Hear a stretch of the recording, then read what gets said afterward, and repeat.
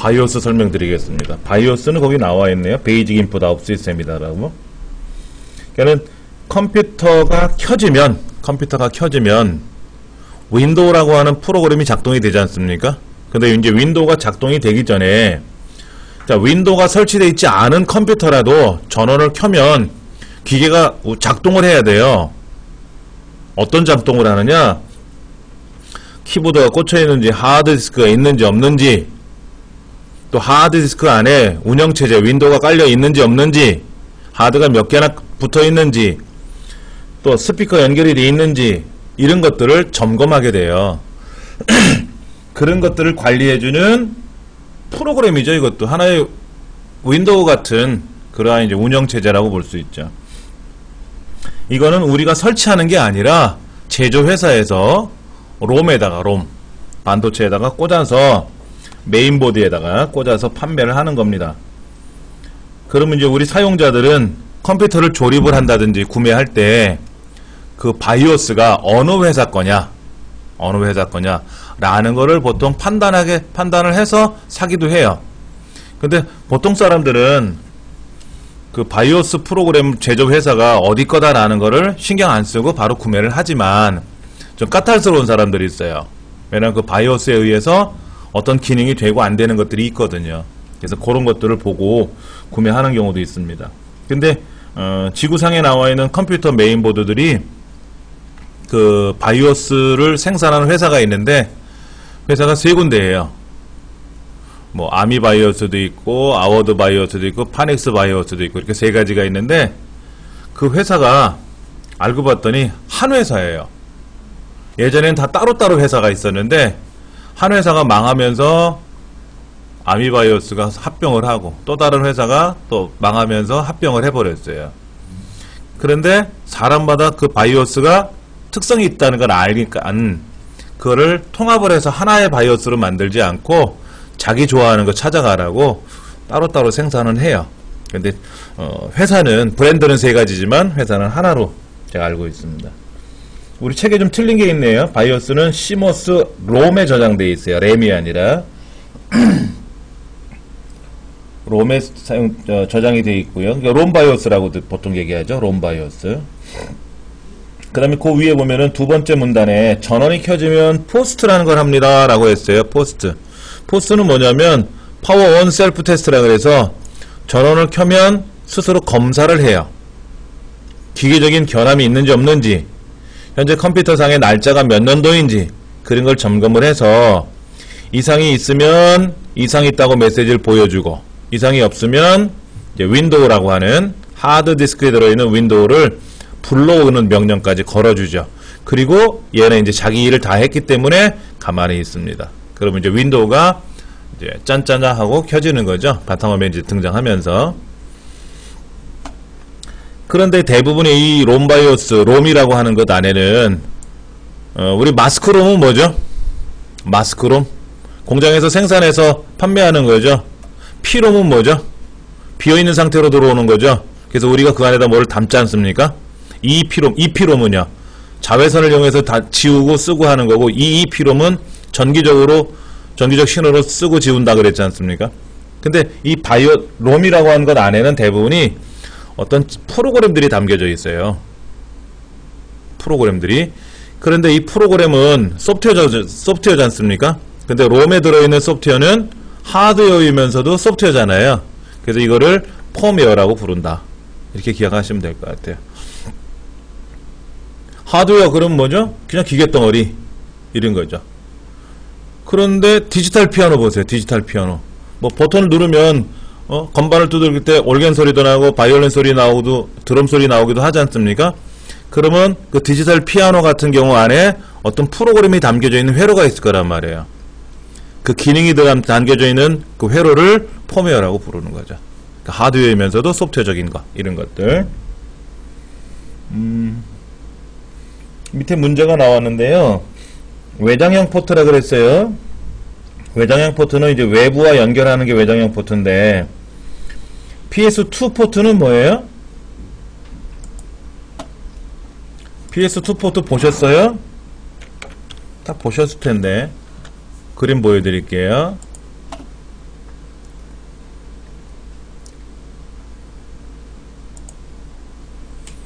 여기 있죠, 요거. 보라색, 녹색 있지 않습니까? 예, 요게 PS2예요. 그래서 보라색은 키보드, 녹색은 마우스. 과거에는 색깔이 없었어요. 그래서 여기에 보면 K라고 써있고, 여기 M이라고 써있고, 그랬던 적이 있었어요. 그런데 이제 마우스는 색깔을 다 녹색으로 만들고, 키보드는 다 보라색을 만드니까는, 색깔을 구별할 줄 알면, 모양새 맞춰서 꽂으면 되는 거죠. 그렇죠? 그 다음, 요거. 핀이 이렇게 나와 있는 거, 이거 직렬 포트라 그래요. 직렬 포트. 직렬 포트는 어떤 경우에 많이 사용해요? 옛날 구형 마우스. 요 PS2 나오기 전에 마우스를 여기다 꽂았어요. 그 다음에 통신용 모뎀. PC 통신용 모뎀. 그 다음에 여기 있는, 이 붉은색 계열에 있는, 요게 뭐냐면은 병렬 포트라 그래요. 병렬. 다른 말로 LPT 포트라 그래요. 라인 프린터. 라인 프린터라고 해 줄임말 LPT. 요 LPT는 프린터를 꽂는 포트입니다. 구형 프린터. 요즘은 다 USB에다 꽂지만 과거에는 다 여기다 꽂았죠. 1394라고 하는 포트는 여기 안 보이는데요. 1394는 주로 그 디지털 캠코더, 6mm 비디오 테이프 이런 거 있지 않습니까? 옛날 아날로그 카메라 말고 VJ 특공대 하면은 테이프 교체할게요 그러잖아요. 그 1박 2일 같은 경우 보면은 6mm 비디오 테이프이 들어가요. 6mm 미니 비디오 테이프. 그게 이제 디지털 테이프인데, 그 디지털 캠코더하고 컴퓨터랑 연결할 때 사용하는 게 1394 포트라고 하는 겁니다. 그 다음에 USB는 뭐 프린터도 꽂고, 마우스, 키보드도 꽂고, 뭐 스캐너도 연결하고 많죠. 할 일이 많죠. 그러니까 여기에서 잘못된 거는 뭐죠? 세 번째. LPT는 라인 프린터 포트예요. 키보드가 아니라. 그 다음 중앙처리 장치와 메모리 사이에 사용하는 버스인데 버스라는 건 뭐죠? 뭐가 지나다닐 수 있는 통로를 버스라 그랬죠.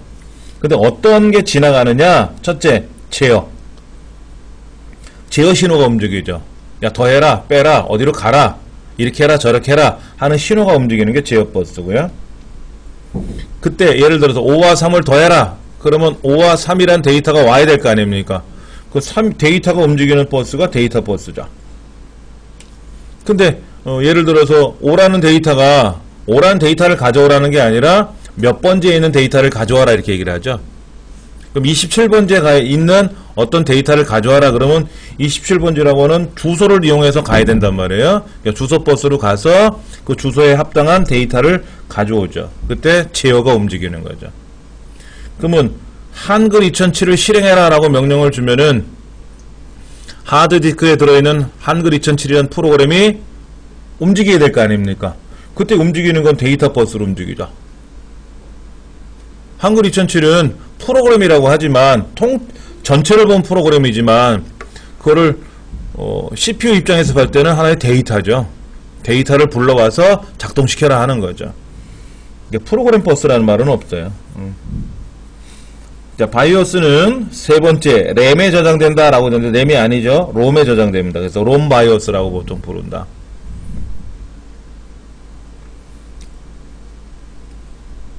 그 다음 하드디스크 보도록 할게요. 자, 여기 이 그림 있죠? 여기가 어디에 사용하는 거냐면은 CPU가 들어가요. 요 빨갛고 검은 데가 있어요. 요 하얗게 보이는 데는 잠금 장치입니다. 여기가 메모리가 꽂히는 장치. 오른쪽에 밑에 보시면 빨간 데가 보이죠? 빨간 데가 보이는데 거기가 이제 하드디스크, DVD 장치들이 연결되는 곳입니다. 크게 보여드리면 이렇게 보이네요. 여기는 백패널이라고 부르죠. 키보드, 마우스 연결하고 USB 연결하고 그 다음에 이쪽에는 요 빨갛게 6개가 보이네요. 6개가 하드디스크나 그 다음에 DVD 장치 같은 걸 연결해주는 직렬 포트라 그래요. 직렬 포트. 여기 이제 뒷면이죠. 뒷면. 여기 보면 USB 2.0, USB 3.0. 여기는 USB 2.0이 4개, USB 3.0이 4개. 인터넷선, 모니터로 연결하는 단자가 3군데. 키보드나 마우스는 아무거나 꽂아라. 두 개는 못 꽂고 하나만 꽂을 수 있다 하는 거죠. 콤보 포트. 그 다음에 7.1 채널, 오디오 채널이죠.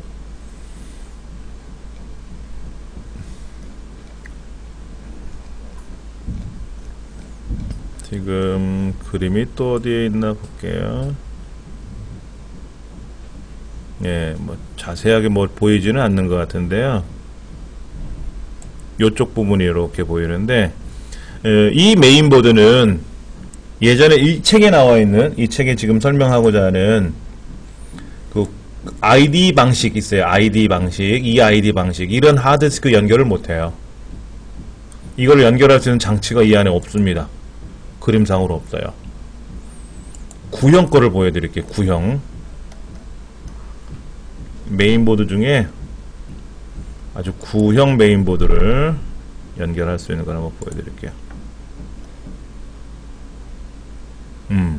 여기 보이는 것 같아요.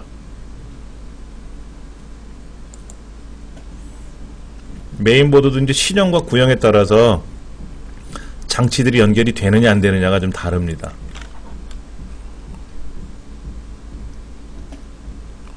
쭉 내려가서 좀 보면은,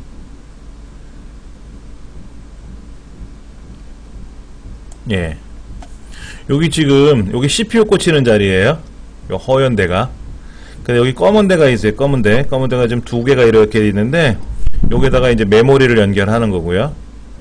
이쪽에 보면은 핀이 이렇게 나와 있죠. 이렇게 하얗게 핀이 나와 있는데 커넥터가 하나, 두 개가 있어. 이거를 우리는 ID 커넥터라 그래요. ID 커넥터. 예. 그러니까 메인보드도 요거죠. 여기 ID 커넥터라고 하는데, ID 커넥터라고 써 있잖아요. 그렇죠? 메인보드 전체적인 그림을 보면은, 예, 이쪽에 두 개가 있는 거죠. 이쪽에. 여기도 하나 있네요. 밑에도 뭐가 하나 있어요. 요거는 플로피 디스크를 연결할 수 있는 ID 커넥터고, 요거는 하드 디스크 DVD 장치를 연결할 수 있는 CD-ROM 드라이브를 연결할 수 있는 커넥터.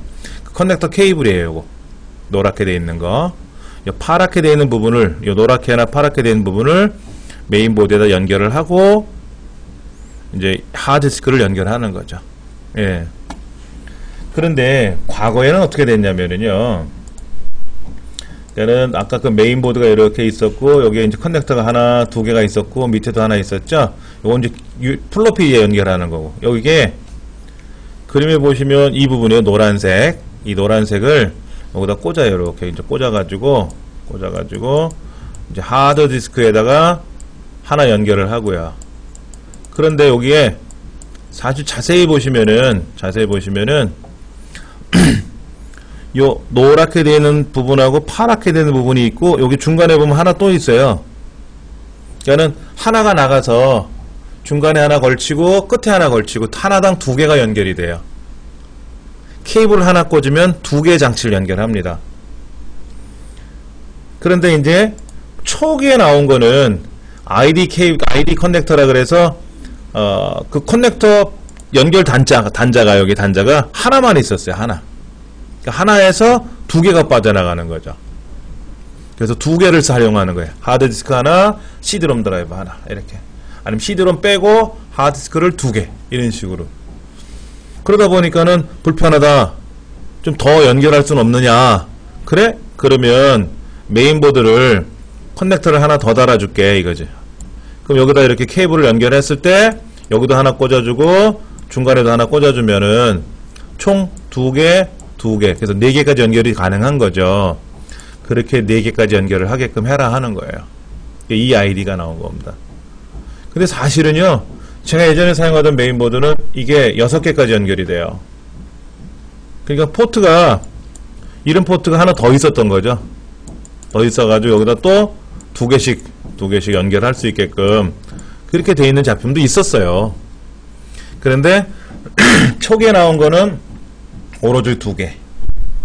그 ID라고 하는 게 하드디스크를 연결하는 방식을 ID라고 하고, 그 다음에 이 ID는 익스텐드, 확장된 ID다 라고 해서 4개까지 연결하는 게 보편화된 거였어요. 근데 개수만 늘어난 건 아니었고요.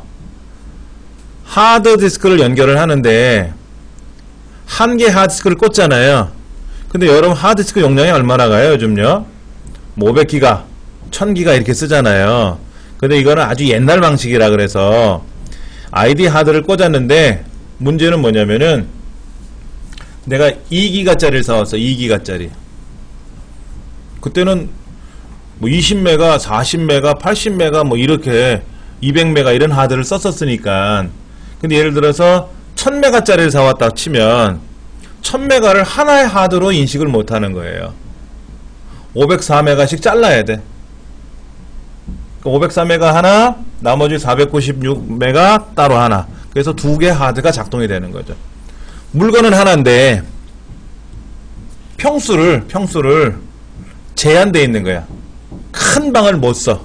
마음대로 쓸 수가 있는 게 아니라 예를 들어 내가 2000메가짜리 하드를 사왔다 그러면은 504메가씩 자르고 하면 4개 방이 나오겠죠. 그럼 C 드라이브, D 드라이브, E 드라이브, F 드라이브 해서 4개 하드로 인식해서 쓰는 거예요. 그러다 보니까 불편한 게 뭐냐? 나는 2000메가를 통으로 쓰고 싶은데 못 쓴다 이거야. 그래서 이제 확장 아이디가 나왔는데 얘들은 8.4기가까지. 4기가는 기가는 1000메가가 1기가니까 8.4메가면 8400메가가 되는 거죠. 8400메가짜리 하드를 사오더라도 걔가 하나의 하드로 인식이 되는 거예요. 근데 만약에 20기가짜리 하드를 사면 어떻게 돼요? 8.4씩 자르면 3개가 되겠네. 그렇게 3개로. 어떨까요? 불편할 수도 있죠. 용량 큰 거를 가져왔는데 통으로 못 쓰는 불편함이 생기는 거죠. 근데 아까 보셨던 메인보드는요. 여기 메인보드 이거 말고 아까 신형 메인보드 같은 경우에는 어떻게 쓰냐면은 그 안에 아까 SATA 시리얼 ATA라 그래서 아까 빨간색 그 포트 있었지 않습니까? 지금은 요거 ID나 이 ID 말고 다른 방식을 사용을 하는데 그건 좀 정리해 드릴게요. 그런 거 같은 경우에는 우리가 지금 사용하는 하드가 보통 뭐 4000기가, 4테라 이런 걸 쓰거든요. 8.4기가가 아니라 4000기가. 이런 것도 하나의 하드로 인식을 해요. 그러니까는 용량의 큰 하드를 사와가지고 내가 쪼갤 수도 있고 하나로 쓸 수도 있고 그런 편리한 점은 있죠. 옛날 같으면 용량이 큰 하드를 사오면 무조건 나눠서 쓸 수밖에 없어요. 통으로 쓸 수 있는 방법밖에 없으니까는 굉장히 불편했던 그런 과거 시절이 있었죠. 지금은 뭐 이 부분이에요. 이 부분. 여기 노랗게 되는 부분 있죠? 요 검정색하고 노랗게 되는 부분이 있는데 여기는 좀 또 이쪽 방향으로 숨어 있는데 하나, 둘, 셋, 넷, 다섯, 6개. 요것이 바로 이제 시리얼 ATA라는 방식을 갖고 사용하는 거고요. 아무래도 이런 신형 보드니까 여기 요거 하나, 둘, 셋, 넷, 검은 거 2개, 6개. 이런 식으로 해서 또 사용할 수가 있어서 구형 장치는 연결을 못 해요. 구형 장치는. 자, 그러면 메모를 잠깐 해드릴게요.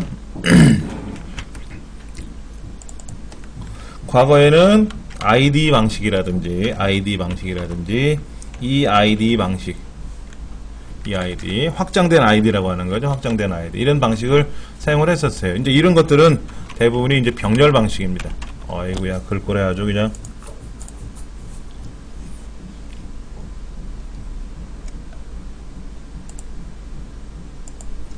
병렬 방식이었어요. 병렬이 뭐예요? 8차선, 16차선 이렇게 움직이는 게 병렬이죠. 이 병렬 방식에서 지금은 직렬 방식으로 사용을 한다.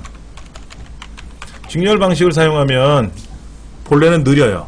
근데 빠른 직렬을 새로 만든 거죠. 빠른 직렬을. 그 다음에 그 밑에 보시면 이런 게 붙어 있나요? 스카시라고 읽어요. 스카시. 콩글리시로 그냥 스카시 방식이라고 읽어드리는데 얘도 마찬가지로 병렬이에요. 근데 이런 병렬에서 지금은 이거를 우린 다른 말로 표현하면 이렇게도 표현해요. 직렬이죠. 이제 직렬. 그러니까 스카시 방식도 병렬이에요. 병렬인데 이런 ID나 이 ID 스카시 방식을 쓰다가 지금은 시리얼 ATA라는 방식, SATA 방식과 또 시리얼 ATA 방식의 스카시 방식이라고 하는 SAS 방식을 써요. 이렇게 변하고 있어요. 왜? 이렇게 써야 좋거든. 이제 시대가 흘러가지고 많이 변했어요. 그런데 여기 보면 ID나 EID 같은 경우에는 아무런 표현이 없어요. 근데 예를 들어서 아까 제 그림에서 보면 하드를 여기다 연결한다 그랬잖아요. 이렇게 두 개씩 연결하는데 여기에다 장치를 하나 달고 여기도 장치를 하나 이렇게 달아주는 건데 그냥 달면 안 되고요. 이 둘 중에 하나는 하나는 형이고 하나는 동생 역할을 해줘야 돼요. 누가 동생이 되든 누가 형이 되든 상관이 없는데 요 기계 안에다가 너는 동생이야, 너는 형이야 라고 이렇게 표시를 해줘야 돼요. 안 그러면 인식이 안 돼요. 그래서 스카시는 어떻게 되어 있냐면은 스카시 보드에 3번에다 이제 커넥터를 연결해서 케이블을 꽂아서 스카시 장치에다가 꽂을 때 3번이라고 되어 있는 곳에다 꽂아야 돼요. 컴퓨터에는 4번이라고 되어 있는 곳에다가 케이블을 꽂았는데 저쪽 장치는 2번이야. 그럼 안 돼요. 얘가 4번이면 저쪽도 4번이어야 된다는. 그리고 1번을 꽂으면 저쪽도 1번을 해야 되고. 그거는 조정이 가능해요, 다. 장치마다. 그래서 그 각 장치에 고유한 아이디가 있다라는 말이 7개 장치를 연결할 수 있으니까 그냥 1, 2, 3, 4, 5, 6 붙이면 0, 1, 2, 3, 4, 5, 6을 붙이면 0번 장치, 그럼 저쪽도 0번 장치. 2번 나와라, 그럼 2번에다 꽂아주고 3번 나와라, 그럼 3번에 꽂아주는 그러한 좀 불편함이 있었죠. 그런데 아까 메인보드에 보면은 SATA 방식이라고 하는 부분이 있었다 그랬잖아요. 아까 그 노랗게 돼 있고 뭐 빨갛게 돼 있고 검게 돼 있던 부분이 있지 않습니까? 얘네들은 그냥 장치마다 꽂아주면 돼요. 메인보드 그림에다 메인보드에 있는 거에다가 무조건 꽂아주면은 기계가 인식이 되는. 여기에 SATA가 하나, 둘, 셋, 네 개가 있으면 여기다가 이렇게 하나 꽂아가지고 장치 하나 연결해주고 여기서 이렇게 연결해서 또 장치 하나 연결해주고 아무 장치에다 꽂아도 다 작동이 되게끔. 과거에는 이런 장치를 연결할 때 굉장히 애로사항이 많아요. 여기 지금 여기 노랗게 보이지 않습니까? 이 노란 부분에 이렇게 꽂아야 되는데 이 꽂는다는 게 과거에는 그냥 이렇게 꽂는 게 아니라 조절을 해야 된다 그랬잖아요. 얘는 형이다, 얘는 동생이다, 또 스카시 방식은 얘는 3번이다, 4번이다. 그렇게 하는 초보자들이 너무 어려워하는 거예요. 지금은 그냥 아무데나 비어있는 데다 아무데나 꽂으면 무조건 다 작동이 돼요. 뭐 순서를 매길 것도 없고 형 동생도 없고 뭐 그런 거 필요 없더라 이거지. 가면 갈수록 소비자 입장에서는 어떻게 되는 거예요? 수월해지는 거죠. 그렇게 만들어진 거다. 책에서는 이렇게만 돼 있지만 이거는 아주 옛날 방식입니다. 지금은 이런 거 안 써요. 우리 강의실 컴퓨터를 뜯어봐도 이런 거 없어요. 이런 건 없습니다. 그리고 스카시는 개인이 쓰는 것보다는 주로 서버들이 사용했던 방식이었고요. 좀 불편했죠. 1번 문제 한번 볼까요? 하드디스크 인터페이스 방식이 아닌 거 됐는데 ID 방식이라든지 EID 방식, 뭐 스카시 방식, 지금으로 말하면 무슨 방식이 나와야 될까요? SATA 방식 뭐 이런 게 나오겠죠. 근데 DMA는 뭐예요? 다이렉트 메모리 액세스라 그래서 CPU에 간섭 없이 메모리에 정보를 주고받을 수 있는 방식을 DMA 방식이라 그랬죠. 이거는 하드디스크 인터페이스가 아니죠.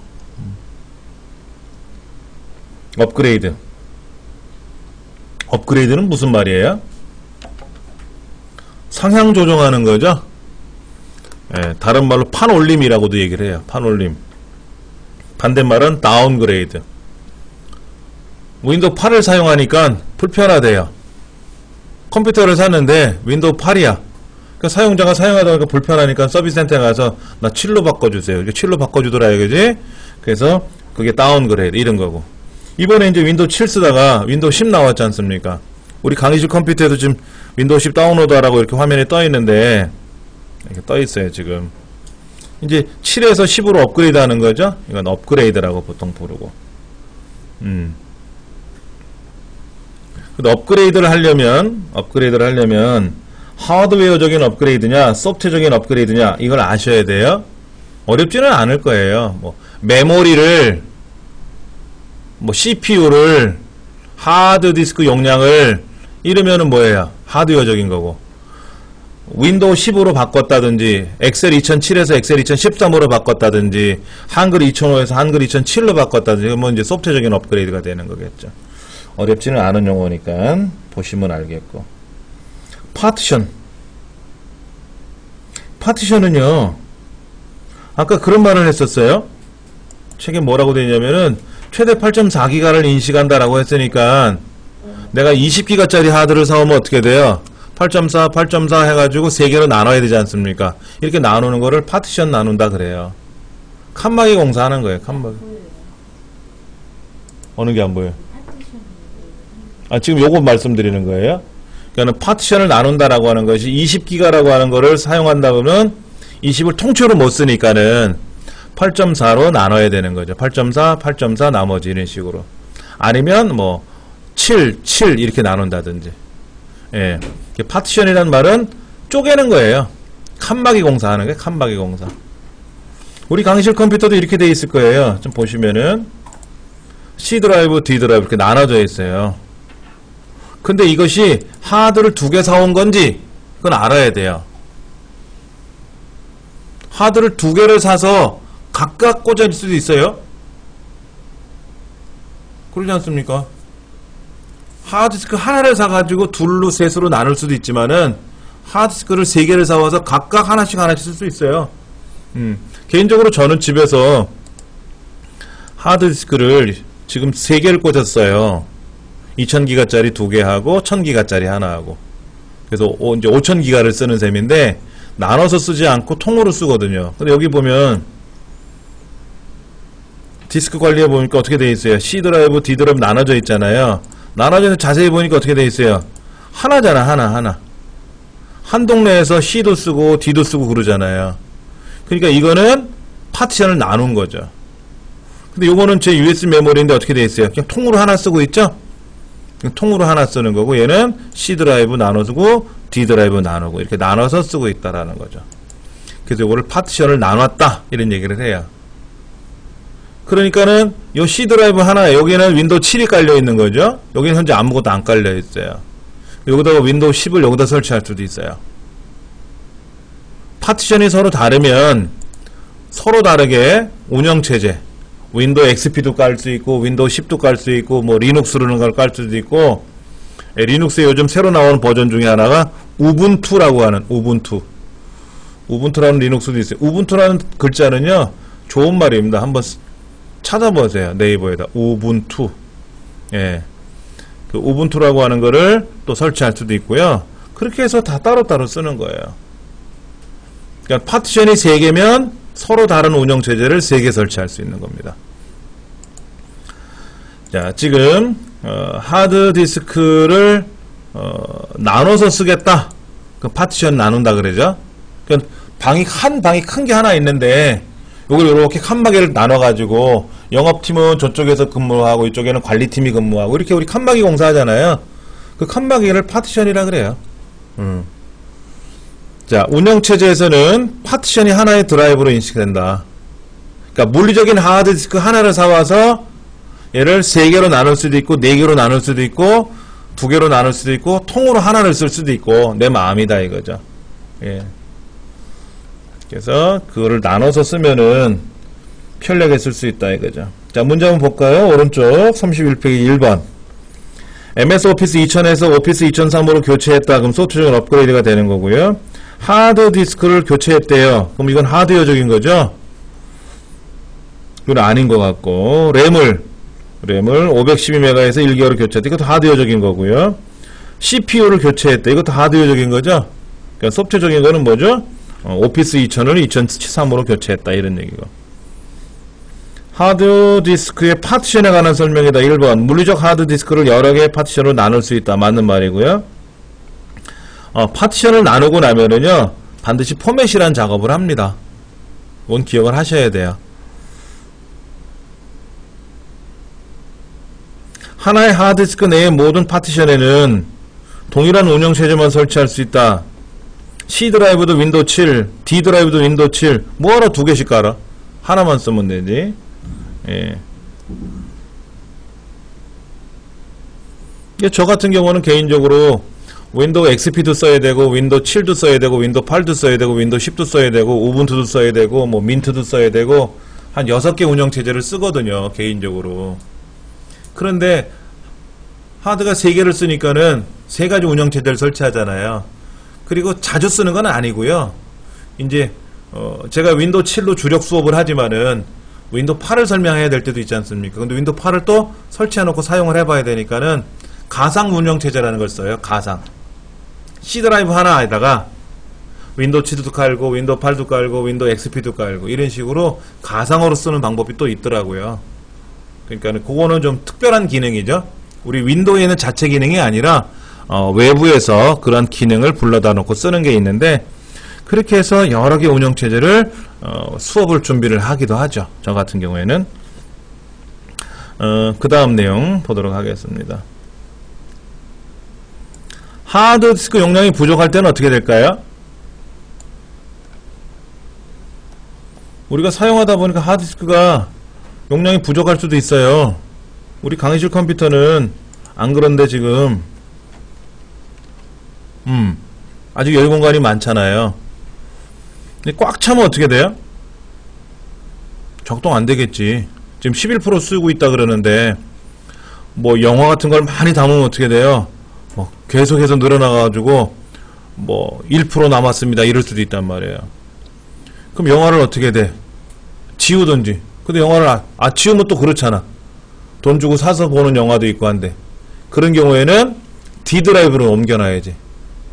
D 드라이브도 꽉 찼어. 그럼 어떻게 해야 돼요? 별도로 외장 하드디스크를 사서 백업을 받아놔야지. 옮겨놔야지. 하드디스크를 컴퓨터 안에다가 더 하나 붙여주는 거는 상관이 없는데요. 하드디스크도 전기 제품이니까 여러 개를 많이 꽂으면 전기료만 많이 올라가요. 그래서 보통 어떻게 쓰는 게 좋으냐면은 용량이 큰 외장 하드를 하나 사서 사용할 때는 전원을 켜서 연결해서 USB로 연결해서 쓰면 되고, 사용하지 않을 땐 끄면 되거든요. 꺼서 놓으면 괜찮겠지. 주로 뭐 영화라든지 mp3 노래라든지 이런 것들, 사진 같은 것도 외장 하드에서 보관해 두면 좋아요. 그렇게 해서 자주 사용하지 않는 것들은 백업을 하고 다른 곳으로 옮겨놔야죠. 그리고 지워야지. 그 다음에 사용하지 않는 윈도우 구성 요소나 프로그램을 제거해야죠. 한글 2000, 한글 2002, 한글 2004, 한글 2005, 한글 2007, 아래 한글만 해도 한 5가지 깔아놨는데 한글 2002나 한글 2004 같은 경우 쓰지도 않는다 이거야. 그럼 제거하면 되잖아. 삭제하면 되잖아요. 삭제하면 하드디스크 내에서 사라지니까, 그러면 한글 2007만 쓰면 되잖아요. 그래서 사용하지 않는 기능들이나 이런 거는 빼버려야죠. 그 다음에 휴지통에 있는 파일을 삭제해야 되기도 하고, 또 디스크 정리를 하면 불필요한 공간을 다 삭제해 주지 않습니까? 예. 네. 그 다음에 이제 백업 파일이라든지 템포러리 파일, 임시 파일 같은 경우도 삭제하면 좋겠고요. 예. 근데 이렇게 삭제했는데도 해결이 안 될 때는 별도로 외장 하드를 하나, 하드디스크를 하나 더 달아야만, 기계를 또 연결을 해야만이 사용할 수 있는 경우도 있을 거예요. 또 하나 밑에 메모리는 뭐예요? 메모리는 주기억 장치죠. 메모리 관리하는 프로그램이 뭐가 있죠? 우리 강의실 컴퓨터에 여러분 댁에 있는 컴퓨터 중에 뭐가 있어요? 요거 컨트롤 시프트 ESC, 컨트롤 시프트 ESC, 윈도우즈 작업 관리자라는 프로그램이 있어요. 이 윈도우즈 작업 관리자라는 걸 실행을 해보면 현재 메모리가 얼마큼 사용되고 있으며 CPU가 얼마큼 사용되고 있는지가 나타나는데, 그 중에 프로세스라고 하는 걸 보시면, 프로세스라는 걸 보시면은 현재 뭐가 작동되고 있는지 나와요. 여기 보니까는 이런 게 작동되고 있어요. 여기에 아도비 리더라고 하는 게 작동되고 있는데, 아도비 리더는 지금 보여주고 있는 이 아도비 리더 이거예요. 교환 보는 거. 얘를 닫으면 어떻게 돼요? 메모리가 용량이 확보가 되겠지만 이 프로그램은 사라지잖아요. 그러니까 이거는 지금 닫을 수 없는 거고, 캠타시아라는 프로그램은 제가 동영상 제작하는 프로그램이거든요. 이걸 닫으면 또 동영상 제작이 안 되잖아요. 그것도 그렇고, 여기에 보니까 인터넷 익스플로러 이거 닫으면 어떻게 돼요? 예. 이거 닫으면 되죠. 이거 닫으면 사라져요. 지가 알아서. 그 다음에는 굳이 삭제할 게 없네요. 굳이 여긴 삭제할 게 없어요. 알약은 있는데 알약을 삭제하면 어떻게 돼요? 백신이 멈추니까 안 되죠. 요 정도면 기본적으로 관리가 된 것 같아요. 근데 여기 윈도우 미디어 플레이어가 좀 작동되고 있는 것 같은데 이거 닫아도, 근데 노트패드는 메모장이에요. 이 메모장 닫으면 어떻게 됩니까? 진짜 메모해 놓은 거 이거 사라지겠죠? 그건 아닌 것 같고 관리를 해야 되는 거예요. 참 어려워요. 그래서 이런 것들을 안 쓰는 것도 과감히 다 닫아버리면 어떻게 될까요? 이 안에 있는 메모리가 얘가 노랗게 지금 녹색 부분이 이렇게 많이 내려갈 거예요. 네. 그 가방에 뭐 많이 들고 다니는 거죠. 내 가방이 주기억 장치라고 생각하면 집에 있는 책장에 있는 책들은 보조기억 장치고 내 가방이 주기억 장치라고 하면 내 주기억 장치 가방에다가 뭐를 많이 갖고 다니는데 많이 갖고 다니면 무겁잖아. 다른 걸 못 담잖아요. 그렇죠. 그냥 적당하게 갖고 다녀야 되는 거죠. 적당히. 대표적인 게 뭐냐면 제가 지금 내 컴퓨터도 실행해놨고 지금 닫았고요. 메모장 지금 이제 아직 이건 닫을 수가 없겠죠. 근데 제가 지금 여기다 포토샵을 실행하면 어떻게 될까요? 쓰지도 않는 포토샵을 파워포인트를 막 작동시켜놨어요. 그럼 어떻게 돼? 메모리만 많이 차지하겠죠. 그러니까 사용하지 않는 기능들은 어떻게 해야 돼? 닫아야지. 포토샵을 해야 된다고 할 때는 해야 되겠지만 지금 수업 시간에는 포토샵을 안 해도 되거든요. 그땐 닫아버려야죠.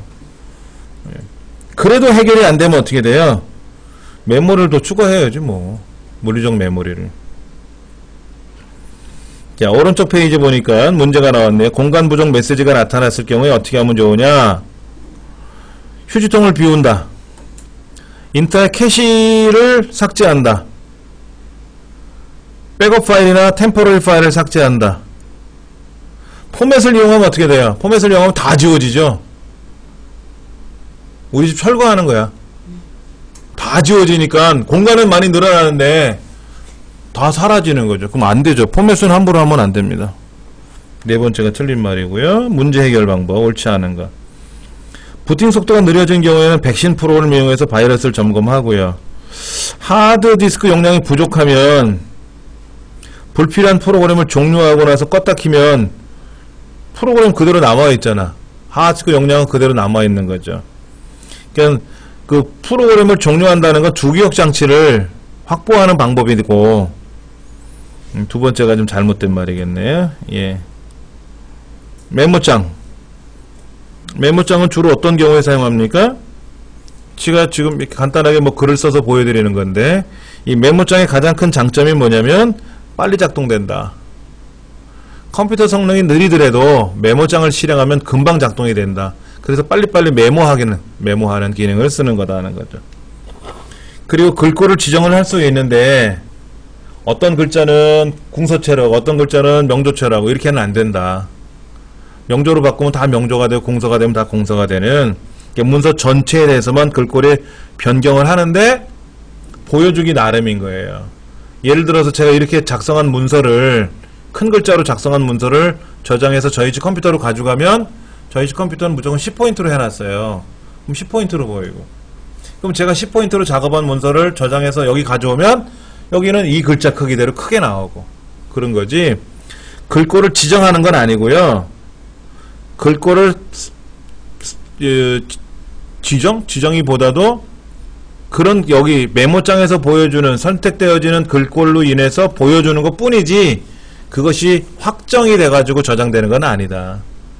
크든 작든 상관이 없이 글자 알명이만 저장이 된다. 그냥 서식이 없다 이렇게 보시면 돼요. 그 다음에 시간도 표시할 수가 있어요. 시간, 여기 시간 날짜 이런 거 있어요. 그럼 딱 치면 시간이 자동으로 들어가죠? 들어갑니다. 자, 그 다음에 또 하나 여기 앞에다가 .log라고 쓰면은요, log 로그죠. 로그는 뭐예요? 로그, 일기 쓰는 걸 로그라 그래요. 일지, 항해일지, 업무일지 쓰는 걸 로그라고 하는데, 여러분 이 글자 들어보셨죠? 웹은 인터넷이죠? 이건 뭐예요? 요렇게 쓰면 뭐가 되는 거예요? 블로그. 웹이라는 곳에 내가 기록을 하는 거예요. 자기만의 일기를 쓰는 거죠. 이걸 우리는 블로그라고 부른 거예요. 블로그. 예. 자, 근데 제가 이렇게 해놓고 얘를 저장할게요. 얘를 제가 저장을 할 겁니다. 이렇게 저장을 했어요. 그래 놓고 나서 다시 불러올게요. 이 파일을 불러왔어요. 그랬더니 뭐가 생겼어요? 다시 저장할게요. 닫았어요. 다시 불러올게요. 자, 이거 다시 불러. 또 들어갔네요. 그렇죠? .erg라고 쓰고 저장을 하고 이렇게 저장을 하고 다음에 불러오면은요, 불러오는 그 시점에 접속한 시간이죠. 그러니까 로그한 시간, 날짜와 시간이 표시가 된다. 거기 돼 있어요. .로그라고 대문자라고 입력을 하는 거예요. 그 다음에 메모장은 OLE 개체를 사용할 수 없다고 나와 있죠. OLE 개체. OLE 개체가 뭐예요? 우리 한글 2007 하다 보면 이력서 만들 때 사진도 불러와야 되잖아요. 얼굴. 그런 사진 불러오는 기능이라든지 표 작성하는 기능이라든지 이런 것들을 못한다 이거지. 오로지 메모장은 글자만 쓴다. 글자만 쓴다. 예. 워드패드는 뭐 하는 거예요? 워드패드는 메모장보다 더 좋아요. 그래서 어떤 글자는 빨간색, 어떤 글자는 노란색, 어떤 거는 20포인트, 어떤 건 10포인트 다 따로따로 만들 수 있어요. 그림도 불러올 수 있고요. 근데 워드패드가 안 되는 기능이 뭐냐면 표가 작성이 안 돼요. 표 작성이. 근데 우리 표 많이 쓰잖아요. 시간표, 계획표 많이 만들어야 되는데 표를 못하니까 어떻게 되죠? 표 작성이 가능한 프로그램을 사야지. 그게 MS 워드예요. 아래 한글처럼. 그림판은 뭐죠? 그림 그리는 거죠? 그림 그리는 거예요. 그림도 그리고 디카로 찍은 사진을 불러와서 꾸미기도 하고, 그래서 바탕화면 배경으로도 지정할 수도 있고. 기본 저장 형식은 PNG라는 이미지로 저장이 돼요. PNG 기억을 하셔야 됩니다. 문자표는 뭐 하는 거예요? 문자표? 문자표는 특수문자 입력하는 거죠. 전화기 모양이라든지 하트라든지 손가락 모양, 화살표 같은 거. 우리 미음자 눌렀다 띄고 한자키 누르면 특수기호 나오지 않습니까? 그런 식으로 사용하는 그 윈도우용 특수문자표예요. 아래 한글에서는 문자표를 따로 제공해 주는데 윈도우 자체에서는 이제 보조 프로그램 그룹 안에다가 이 문자표를 넣어서 어디든지 사용할 수 있게끔 만들어 놓은 겁니다. 계산기도 있네요.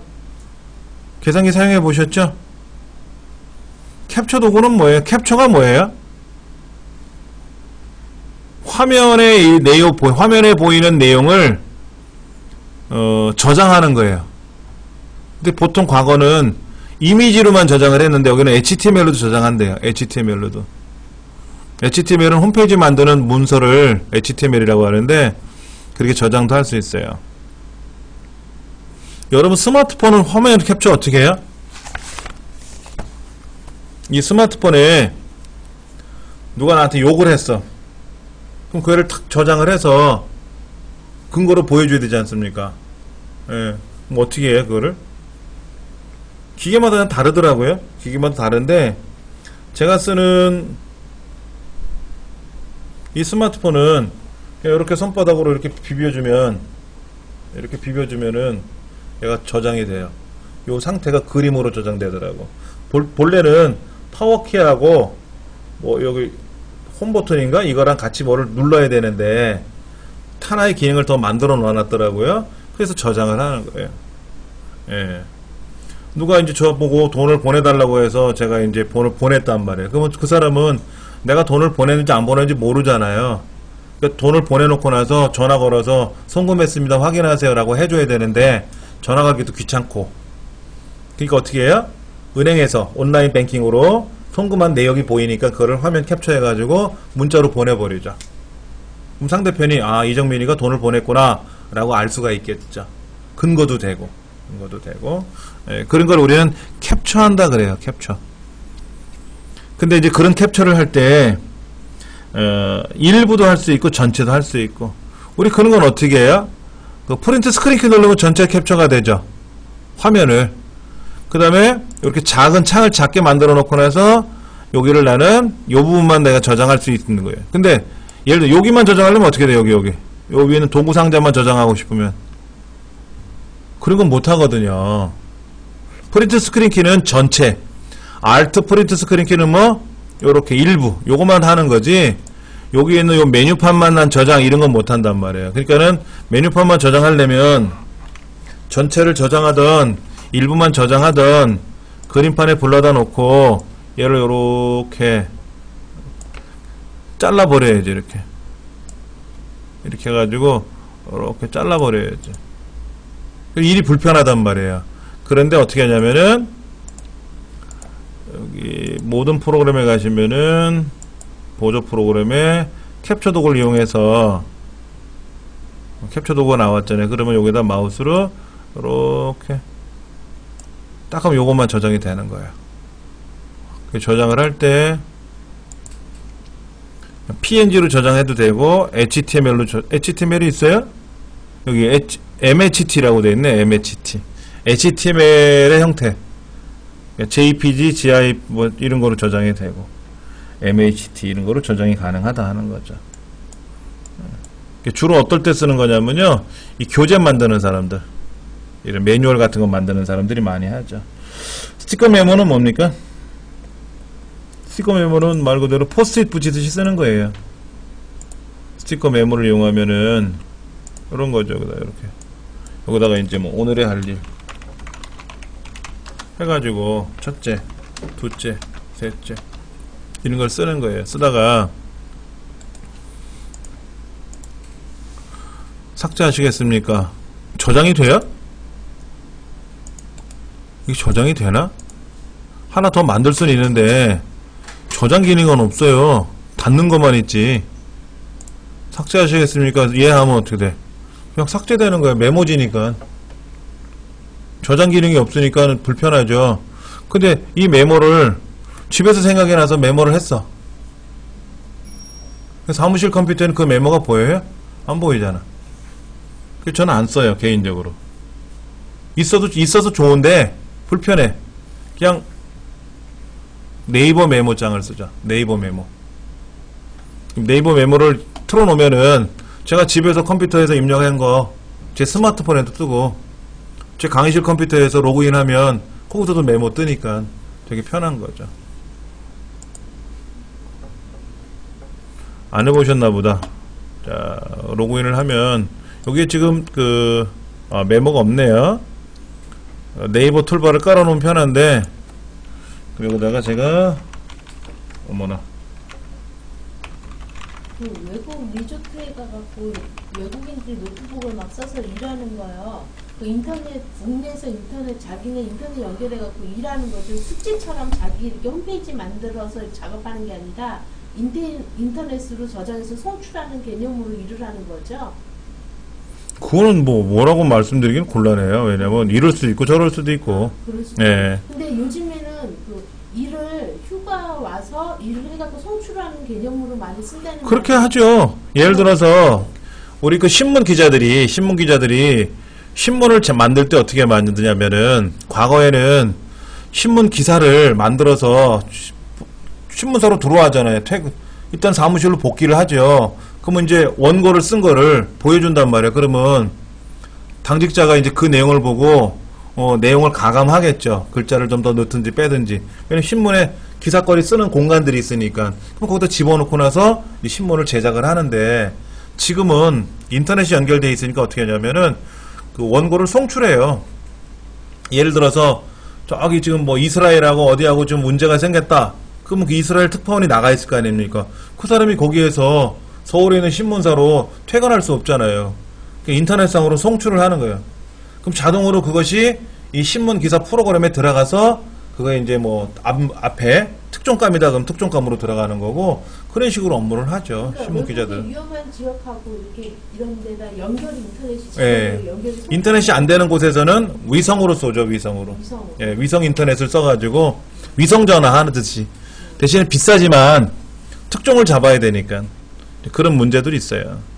잠깐 한번 보여드리면 여기 메모가 있는데요. 네이버 툴바라는 걸 여기다 설치해 놓으면 툴바에 의해서 여기 메모가 떠요, 바로. 그러면 여기 있는 메모들은 제 스마트폰에서도 네이버 메모 앱을 깔면 되는 거니까. 그러면 이거예요. 어쩌고 저쩌고 제가 뭐 많이 써놨죠, 이렇게 필요한 것들. 요거는 중요한 거고요. 중요한 거니까 제가 체크해 놓은 거고요. 이거는 제가 출판사에서 교재 보내달라고 했던 거고, 이거는 뭐 우리의 학교 일정이고, 또 어디 가는 거, 지하철 타고 어디서 어떻게 가고 어떻게 가고 거를 또 메모해 놓은 거 있었고, 이런 식으로 제가 그때마다 필요한 것들을 기록을 하거든요. 그러면 이게 스마트폰에서도 보이니까 스마트폰에서도 입력을 하면은 집에 있는 컴퓨터에도 인터넷상에 연결이 되니까 자동으로 메모가 보이고, 이런 식으로 사용을 하는 게 개인적으로 좀 낫더라고요.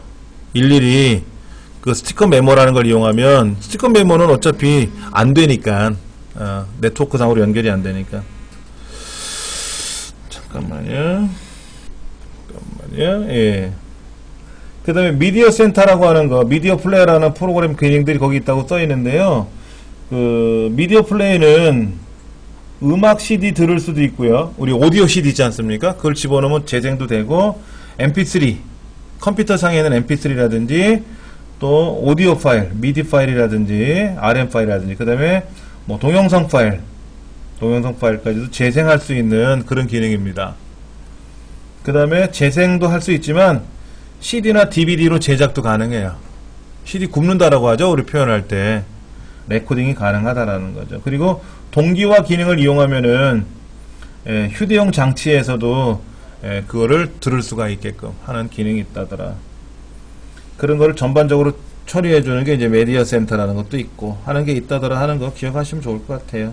1번 문제, 텍스트. 그림판은 그림을 작성하는 거죠. 편집하는 거죠. 그러니까 텍스트 파일은 불러올 수가 없어요. 예. 그림판 안에다가 글자는 쓸 수 있지만 그 글자를 써도 뭐다? 그림으로 인식하는 거죠. 그러니까는 텍스트 파일을 불러오는 건 아니다. 보조 프로그램 그룹에 대한 메모장에 있는 것들인데, OLE가 지원되는 ASCII 코드 형식의 텍스트 파일을 작성할 수, OLE 지원 안 된다 그랬죠? OLE가 지원이 안 됩니다. 1번이 틀린 말인 것 같네요. 그 다음. 사용권에 대한 소프트웨어 분류. 여러분이 소프트웨어를 구매하실 때 어떻게 구매하십니까? 구매한다는 것보다도 프로그램을 설치해서 사용하시잖아요. 저도 여기 지금 네이버가 깔려있는데, 알약이 깔려있는데요. 그런 규정이 있더라고요. 지금 알약이나 이런 것들을 사용할 때는 개인은 사용할 수 있지만 단체, 학교라든지 공공기관에서는 사용할 수 없습니다 라고 제가 얘기를 들은 적이 있어요. 우리 센터는 어떻게 해야 돼요? 기관용 알약을 사야 돼요. 개인은 상관이 없는데. 그러니까 이거는 프리웨어가 아니죠. 개인은 공짜지만 단체는 못 쓰게 한다 그러면 우리는 상용 소프트웨어를 사야 되는 거죠. 상용 소프트웨어. 돈을 주고 사는 거. 한글 2007, 뭐 엑셀 같은 거. 쉐어웨어는 뭐죠? 일정 기간 동안 써보는 거예요. 써봤더니 마음에 드네? 그럼 어떻게? 한 달 동안 써보세요. 썼어요. 일주일 체험판 뭐 이런 거 있지 않습니까? 홈쇼핑에서도 그런 거 있대. 프라이팬 일주일 동안 써보시고 마음에 들지 않으면 반품하세요. 뭐 이런 거 있지 않습니까? 예, 그러니까 쉐어웨어라 그래요. 그래서 마음에 들면 그 다음부터는 돈을 주고 사서 써라 하는 거죠. 공개 소프트웨어는 뭐냐면은 프로그램 자체도 공짜로 주지만 그 안에 들어있는 내용까지도 줘요. 내용.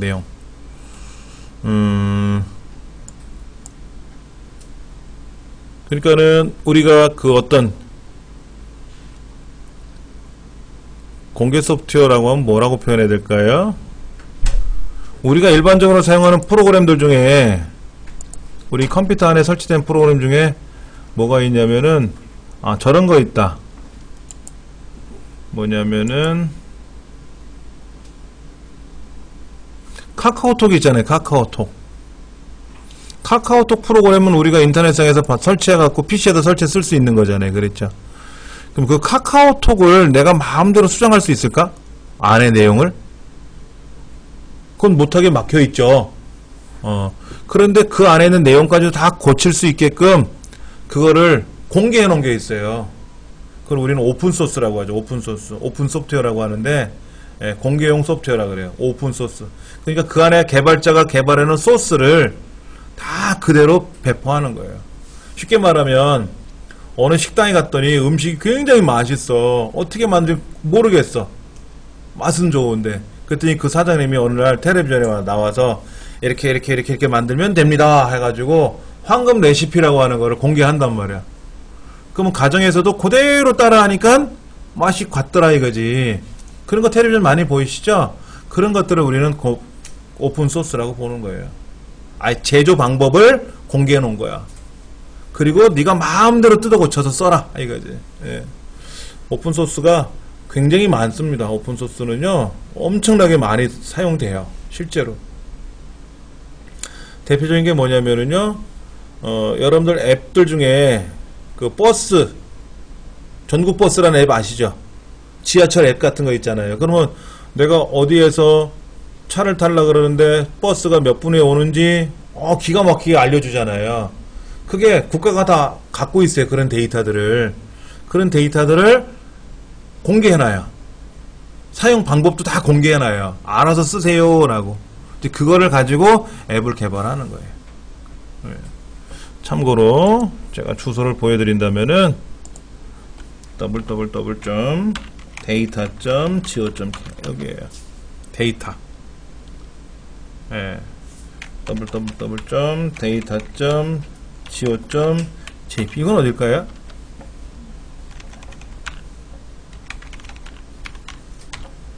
이건 우리나라고요. 이건 일본이고요. 이건 미국이에요. 전 세계마다 그 나라마다 다 데이터들을 공개해놨어요. 남 놓고 막 풀어서 쓰세요라고 이렇게. 예. 여기가 이제 데이터베이스가 있는 국가 기관들이죠. 들어가서 사용하시면 전혀 이상이 없습니다. 자, 그 다음 거 좀 보면은요. 데모 버전은 뭡니까?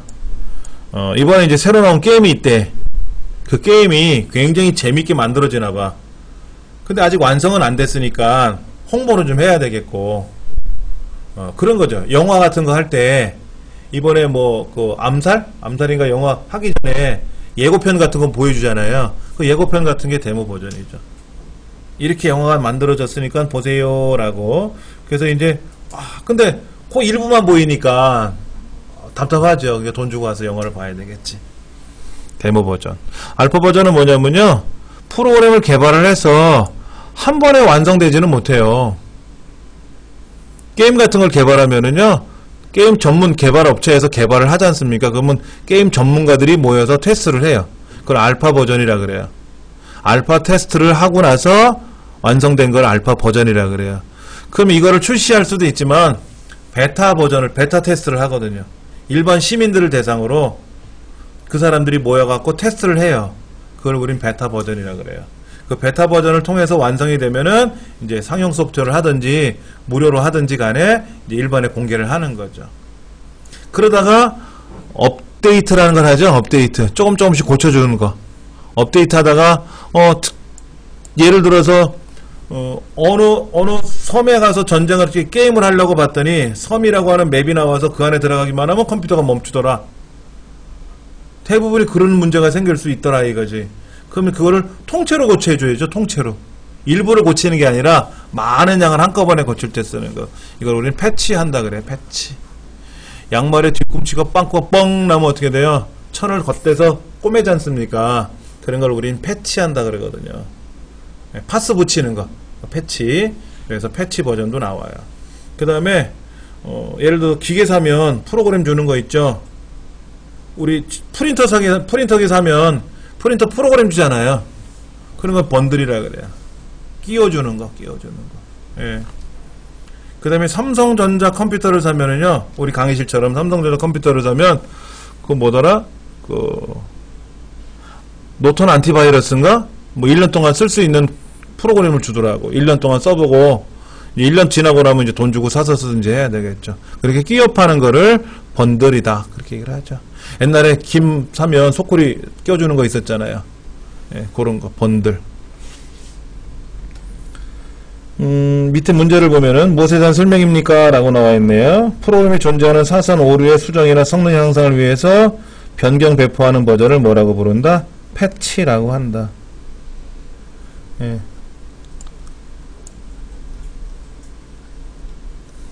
그 다음에 운영체제 방식 여기 나와 있네요. 일괄 처리, 다중 프로그래밍, 시분할 시스템에서 분산 처리까지 나가 있는데, 일괄 처리는 몰아서 한꺼번에 하는 거예요. 세탁기, 세탁하는 거. 양말 한 켤레 가져와서 빨고, 그렇게 하는 게 아니라, 그 집에 있는 그날치 세탁물을 한꺼번에 세탁기에다 집어넣고 한꺼번에 세탁하지 않습니까? 그런 걸 우리는 일괄 처리한다 그래요. 일괄 처리. 예, 주로 급여 계산, 성적 처리 같은 거. 예를 들어서 선생님 저 시험 다 봤어요. OMR 답안지 가져와서 제 거 채점 해주세요. 이러지 않잖아요. 채점 못하거든. 한꺼번에 해야지. 급여 계산도 어떻게 됩니까? 어떤 사람은 3일날 입사했으니까 3일날 월급 주고 어떤 사람은 5일날 왔으니까 5일날 주고 이러지 않잖아요. 15일까지, 20일까지 일한 거를 25일날 월급을 준다든지 해서 한꺼번에 계산한다 이거죠. 이런 거. 이걸 일괄 처리하는 거예요. 그 당시 초창기 컴퓨터는 컴퓨터를 자주 껐다 켰다 하기가 힘드니까는 한번 켜놓으면 몰아서 일을 해버리고 꺼해버려야 되는 그런 불편함이 있어서 일괄 처리를 한다 이거죠. 그 다음에 이제 다중 프로그램 같은 경우에는 프로그램을 여러 개 사용하는 거예요. 여러 개 프로그램을 사용하는 거예요. 그러니까 이쪽에서는 급여 계산해달라고 그러고 저쪽엔 성적 처리해달라고 그러면 그래 두 개를 같이 해버리자 이거지. 두 개를 같이 해버리자. 예. 그 다음에 시분할 시스템은 뭐냐면은 사용자가 지금 다중 프로그램은 하나의 컴퓨터에다 여러 개의 프로그램을 돌리는 거예요. 다 시분할 시스템도 마찬가지예요.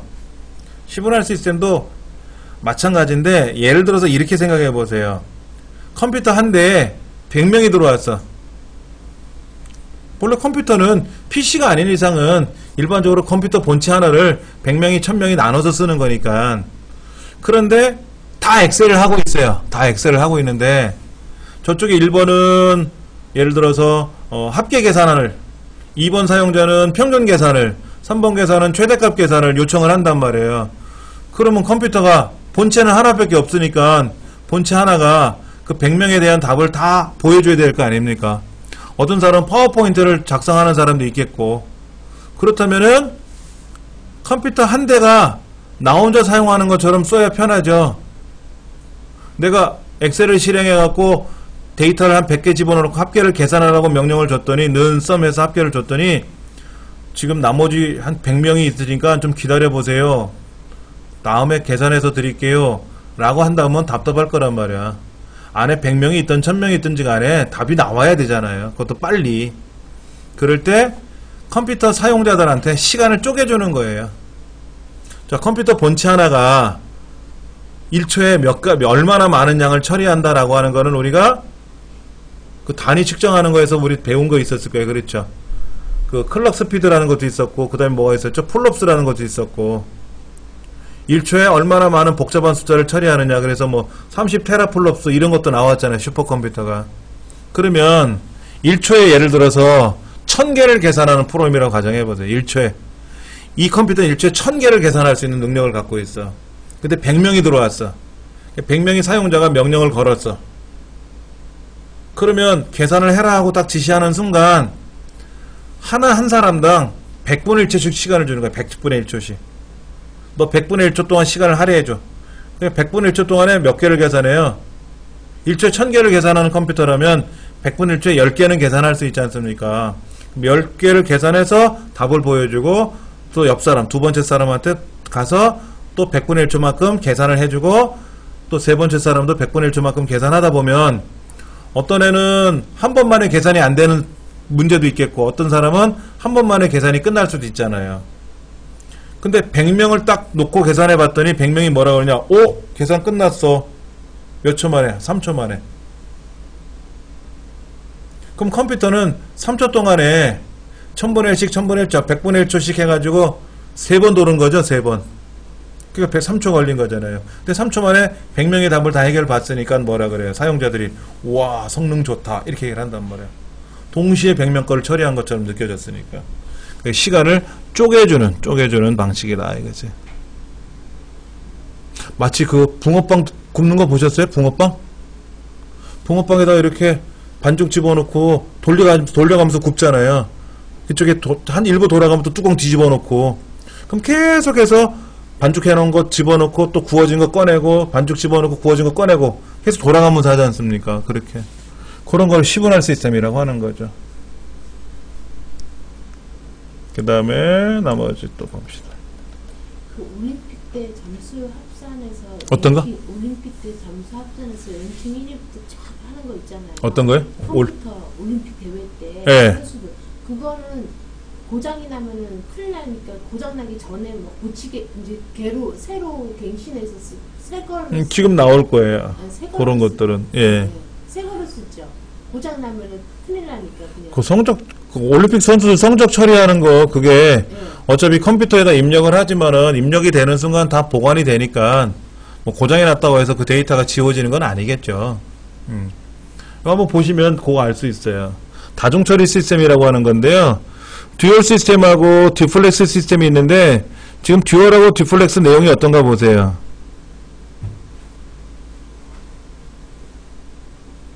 같은 내용 같아 보이는데?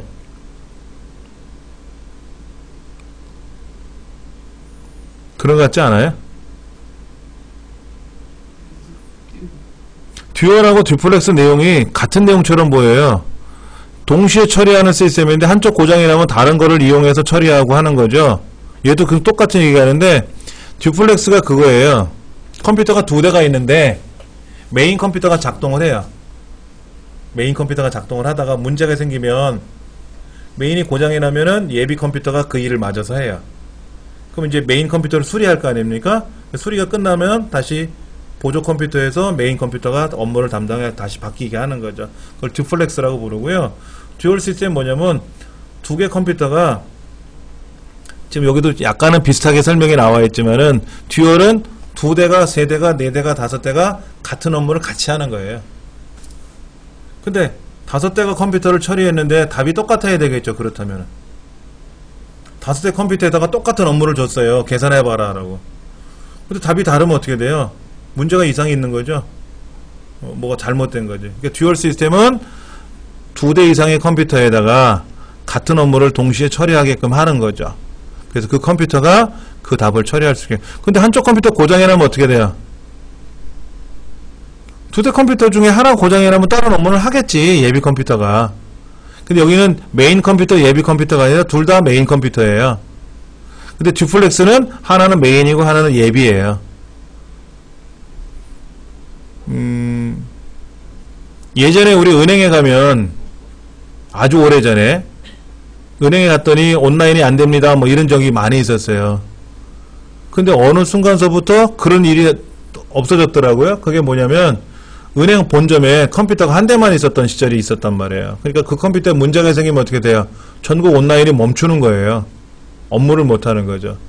그런데 듀플렉스 시스템을 도입을 한 거예요. 예비 컴퓨터를 하나 갖다 놔서 메인이 고장이 나면 예비가 담당하게끔 하고, 그러니까 온라인은 중간에 멈추는 일은 없는 거죠. 그래서 계속해서 업무를 볼 수 있게끔 하는 그런 시스템을 듀플렉스라고 한다 하는 거죠. 예. 그 다음에 실시간 처리는 뭐예요? 아까 제가 네이버에 로그인 했었잖아요. 그런 것이 실시간 처리지. 즉시 처리하는 거. 주로 어떤 경우에 은행 온라인이라든지 뭐 좌석 예약 업무라든지 뭐 인터넷 뱅킹이라든지, 그 다음에 은행 말고 저거 뭐야 그 극장 같은 거, 항공사라든지 이런 데 좌석 예약하는 거, 이런 것들이 바로 실시간 처리다 하는 거죠. 다중 모드는 뭐예요? 이런 거 저런 걸 한꺼번에 하는 거. 이런 거 저런 거 한꺼번에 하는 거. 분산 처리는 뭡니까?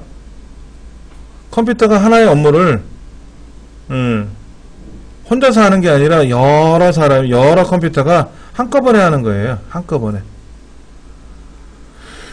분산 처리라고 하는 거.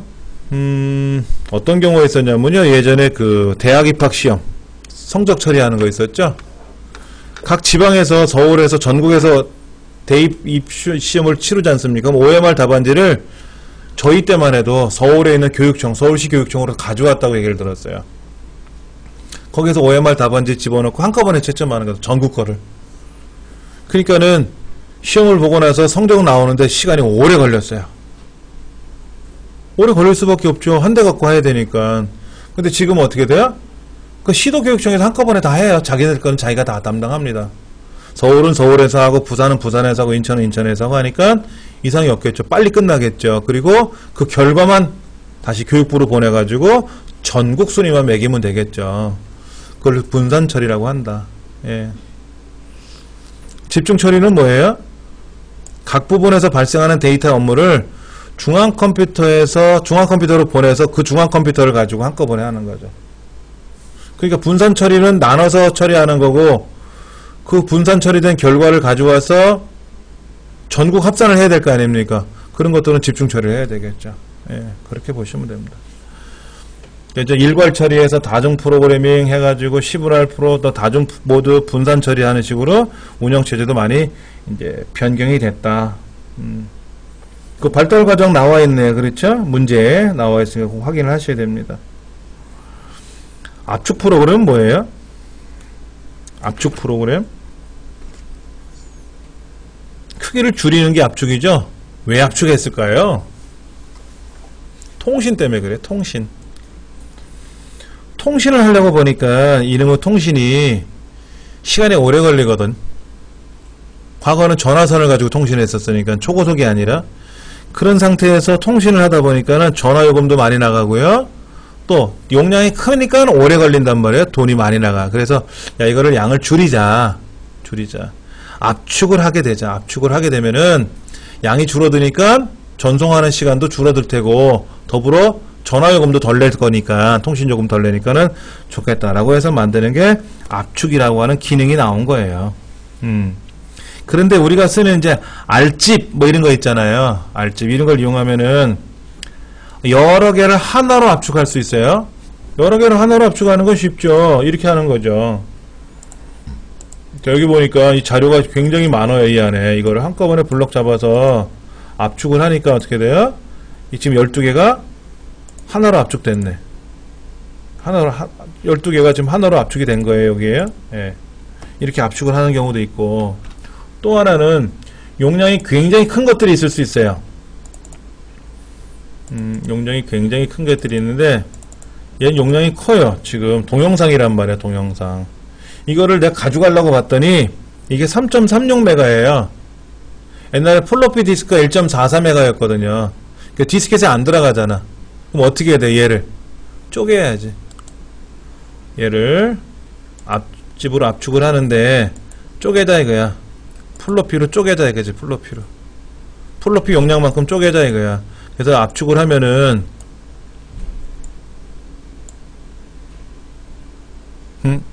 좀 전에 뭐라고 나왔죠? 어떻게 됐어요? 하나, 둘, 세 개로 쪼개졌죠? 하나, 둘, 세 개로 쪼개졌어요. 그럼 이 세 개를 다시 가서 합하면 큰 게 하나 나오겠죠. 그렇죠? 그래서 분할 압축도 되고요. 여러 개를 하나로 압축할 수도 있고, 하나를 여러 개로 나눌 수도 있고, 여러 개를 또 여러 개로 나눌 수도 있고, 예, 용량의 크기만큼 가져갈 수도 있더라 하는 거죠. 그것이 압축하는 겁니다. 그리고 압축을 해제해서 풀어놓고 써야 되는데, 그러지 않고도 우리가 더블 클릭하고 들어가면 압축된 내용을 실제로 사용할 수도 있지 않습니까? 예, 그렇게 하는 것도 있고. 과거에 도스에서는 ARDA, 뭐 LHA, 뭐 RAR 이런 것도 썼는데, 지금은 도수형 압축 프로그램 안 쓰고 다 R집. 가장 유명한 거는 윈집이에요. 윈도우용 집.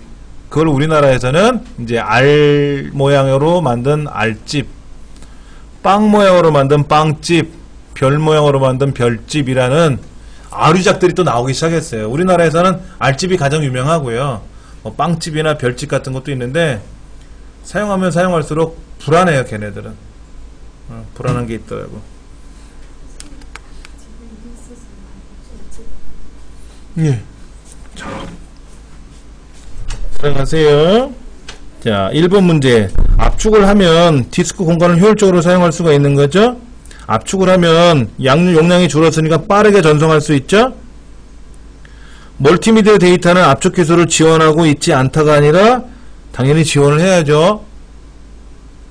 그리고 우리가 알고 있는 mp3라든지 그 다음에 디카로 찍은 jpg 이런 이미지 사진들이나 동영상들은 기본적으로 압축이 돼서 나와요. 일반적인 데이터들은 우리가 여기 보면 AVI라는 동영상 파일이잖아요. 이 자체가 압축되어 있는 거예요. 얘를 우리가 별도로 압축해서 쓰는 게 아니라 압축이 돼서 나오는 거예요. 근데 그렇지 않은 이런 자료들은 이 17.8메가인데 17.8메가인데 이거를 압축을 하면은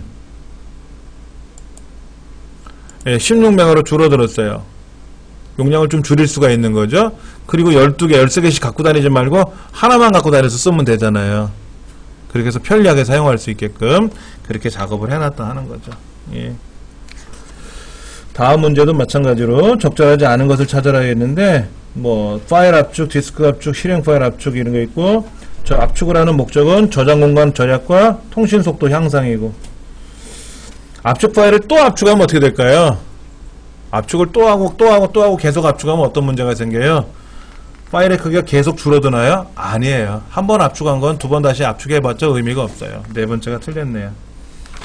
다음 시간에 이어서 하도록 하겠습니다. 쉬는 시간 갖고 나서요 실습하겠습니다.